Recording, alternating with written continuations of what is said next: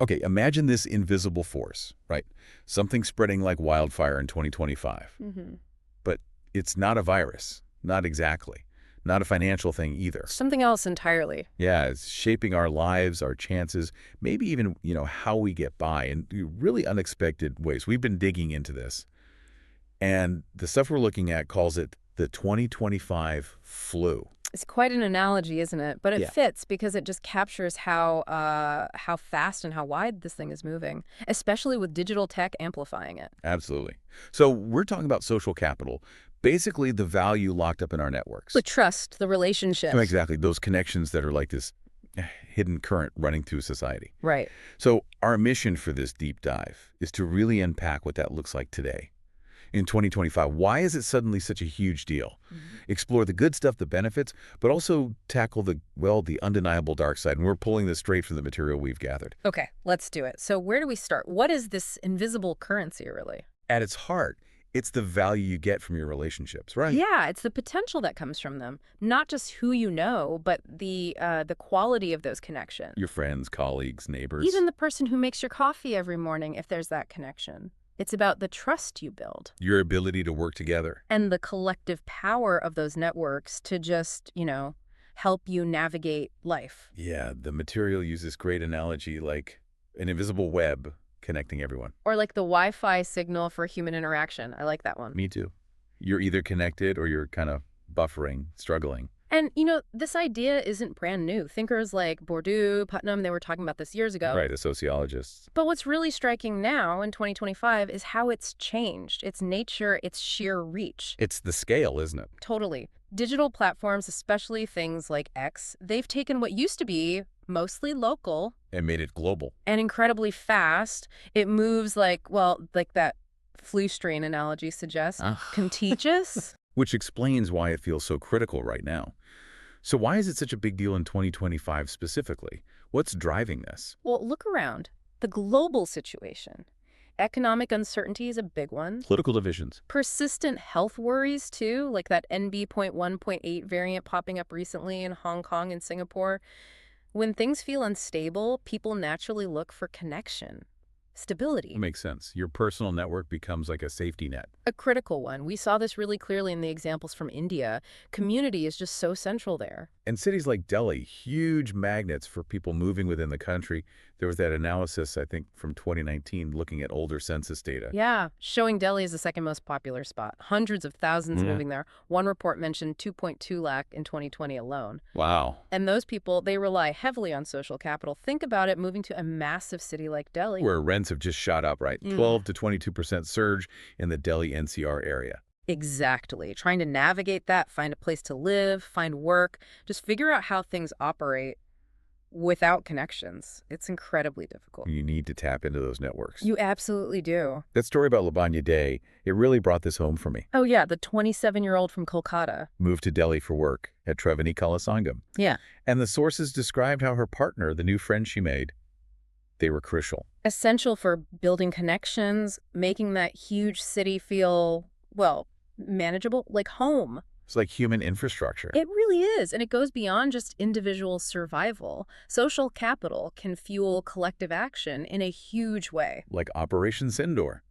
back in April 2025. Precisely. Sparked by that powerful image of Himanshi Narwal after her husband was killed in Pahalgam. Her demand for justice. At a blood donation camp, yeah. Yeah. It just ignited something nationwide. That whole movement, driven by shared outrage, solidarity, spreading so fast, even getting attention from the New York Times. That's social capital mobilizing people, a powerful force. Absolutely. So, okay, let's focus on the good side then.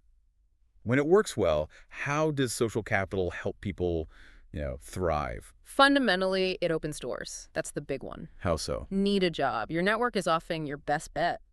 Looking for a place to live, someone you know might have a lead, it just gives you access, opportunities you wouldn't find otherwise. The material had some really striking examples from rural India, too, like in Maharashtra's Vidarbha region. Yes, which has faced such immense struggles. Farmer debt, crop failures. Terrible situation. Yeah. And the stats.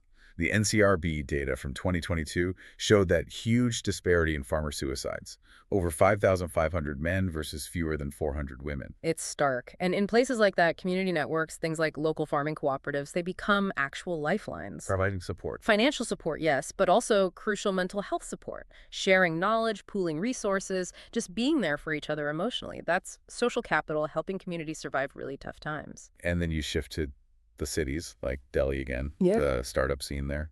Oh, it absolutely runs on connections. Entrepreneurs are constantly using their networks. For funding, Funding, mentors, finding those first crucial clients, all of it. The growth we're seeing in IT and business services projected to hit $20 billion by the end of 2025. Wow. A lot of that isn't just about the tech itself. It's driven by people connecting, collaborating, recommending each other, building that trust, often boosted by platforms like X, too. It's the network effect in action. Exactly. And even more broadly, in communities, social capital builds trust. And the sources point out that leads to real, tangible benefits. Like lower crime rates. Yeah. Better health outcomes. Yeah. When people feel connected, when they trust each other, they're more likely to look out for one another. It makes communities more resilient. Healthier places to live, basically. Okay, so it can be incredibly positive. Hmm? But there's always a but. This force isn't always fair. It has a pretty significant dark side. That's putting it mildly. It is absolutely not an equal opportunity resource. Where you start in life matters a lot. Born into a well-connected family. You get a massive head start. You inherit social capital. And then you see the flip side, like that example of the migrant worker in Delhi. The one scammed out of 50,000 rupees for a house with no water. Yeah. For someone like that, building those essential networks from zero while already vulnerable, it's incredibly hard. They just don't have that built-in trust buffer that protects others. And this inequality, it leads straight to exclusivity, gatekeeping. Networks become closed loops. Exactly, favoring the insiders, making it really tough for anyone new or different to break in. And in a place like India, you have these existing deep-seated inequalities, caste, class. You make it worse. They absolutely exacerbate it. Certain groups can hoard opportunities precisely because they control the networks. You see echoes of this in the whole debate around the possible caste enumeration in the 2025 census. It touches on these fundamental barriers. And then there's the pressure, especially online. The pressure to perform. Oh, yeah.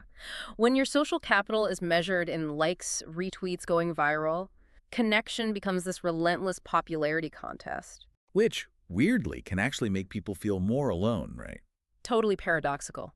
Especially in big cities, even somewhere packed like Delhi, if there aren't good public spaces.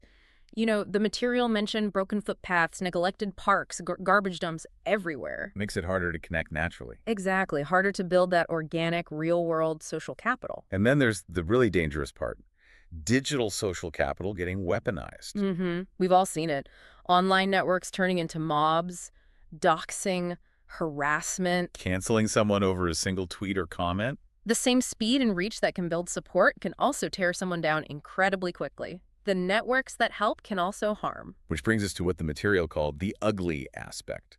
Social capital is this global thing, the 2025 flu spreading worldwide. Yeah, it's not just person to person anymore. It's flowing through international relations, digital channels, affecting geopolitics. Like with Operation Sindoor again, it wasn't just military strategy. No, it was also about leveraging India's global social capital, its diplomatic ties, its international standing, trying to shape the story and gather support globally. The sources gave some background there, looking back at earlier efforts, like PM Modi attending Nawaz Sharif's family wedding in 2015, trying to build those connections. Attempts at soft power, yeah. But then events like the Pathankot attack in 2016 happened. Leading to a shift. It seems like a lesson learned by 2025 that projecting strength, that clarity of purpose, is also part of maintaining effective global social capital. It's not just about being friendly. And this global dimension, it has really divisive effects too. Oh, definitely. The same international networks that connect allies can also create huge divides. Think about those warnings of a potential global recession like the 1930s, looming in 2025. If that happens. Social capital becomes an essential lifeline. But, tragically, only for the countries, the groups that already have it. So, countries with strong alliances, India strengthening ties with the U.S., France, for example, they might have safety nets, others lack. Exactly. And the material stresses this gap isn't just between nations, it widens within them too. Marginalized groups get left further behind. Like bonded laborers in India's unorganized sector, people without formal networks, without legal standing, they become incredibly vulnerable in times of crisis. They're cut off from that capital. And there's another layer: misinformation. Like a real flu mutating, social capital can spread bad information just as fast as truth. We saw that play out with the China HMPV outbreak back in January 2025. Remember the initial panic on social media about hospitals being overwhelmed? Vaguely, yeah. That spread like wildfire through certain networks. But then, crucially, other networks kicked in. Scientists, Yep. health officials. Yeah, and even just well-informed people on X sharing verified real-time updates. They help clarify things, cut through the panic. It just shows how the same networks can spread fear or provide crucial clarity. Depends on the network, depends on the information. Wow. Okay, so given all this power, this complexity, this potential for good and bad, how do you actually navigate it? How do you build your own social capital in 2025? The material had some concrete ideas. It did. First off, be authentic. Be human. Not just a profile. Exactly. Not a transaction machine. Whether you're grabbing a quick chai or interacting online, genuine connection means showing up as you are, flaws and all. And it's a two-way street, right? Give before you take. Absolutely fundamental. Offer help, share what you know, make introductions for others, actually listen. It's like planting seeds. You cultivate the network over time, build that mutual support. And diversify. Don't just hang out with people exactly like you. So important. Reach across different backgrounds, industries, ways of thinking. Think about India's workforce, over half under 25. That's a massive pool of diverse talent, diverse connections waiting to happen. Cross-pollination of ideas. Precisely. And while digital is huge, don't forget offline. Face-to-face still matters. It really does. Sharing a meal, going to a community event, there's a depth there you don't always get online, even if it's harder sometimes with the challenges in cities like Delhi's broken sidewalks or lack of good public spaces. Seek out those real-world connections. Makes sense. And finally, don't be a leech. Huh. Yeah, basically. People can tell if you only show up when you need something. Real social capital is built on reciprocity, genuine interest, not just taking. Looking ahead then, it really feels like this isn't going away. Social capital is just going to become more crucial. I think that's undeniable. Look at big goals like India aiming to eliminate tuberculosis by the end of 2025. Ambitious. Very. And yes, medicine is key. But community campaigns like Nikshay Mitra, mobilizing local networks to support patients, they're just as vital for success.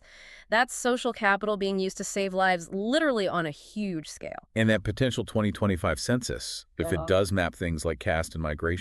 It could give us incredible insights into how social capital actually flows, or where it gets blocked, especially for marginalized groups. Show us where support is needed most. Globally, too, things like digital economies, the green transition. Like India's big push for solar over coal. All that relies on networks. Yeah. Right. Innovators, policymakers, citizens working together. Collaboration is key. But the warning from the material is pretty stark, too. Which is? If we don't actively work to make social capital more equitable, if we just let existing inequalities determine who gets connected and who doesn't, we risk creating a world where only the connected get ahead. a deeply divided world. Yeah. It's a future we really need to try and avoid. So wrapping up this deep dive, it's clear social capital is this incredibly powerful, complex, contagious force in 2025. The flu analogy holds up. You just can't ignore it. No, it's shaping everything. It can be the glue holding things together. The ladder helping people climb. But yeah, for too many, it's still a trap holding them back. And for you, listening, whether you're out in the fields in Vidarbha, launching a startup in Delhi, or just navigating life online on your network, it's a vital asset. It really is becoming a form of net worth, isn't it? It feels that way. Because ultimately, maybe social capital isn't just about who you know anymore, as we've seen. Maybe it's becoming more about who knows you and what you actually stand for within those networks. That's a powerful thought to end on. What do those connections say about you?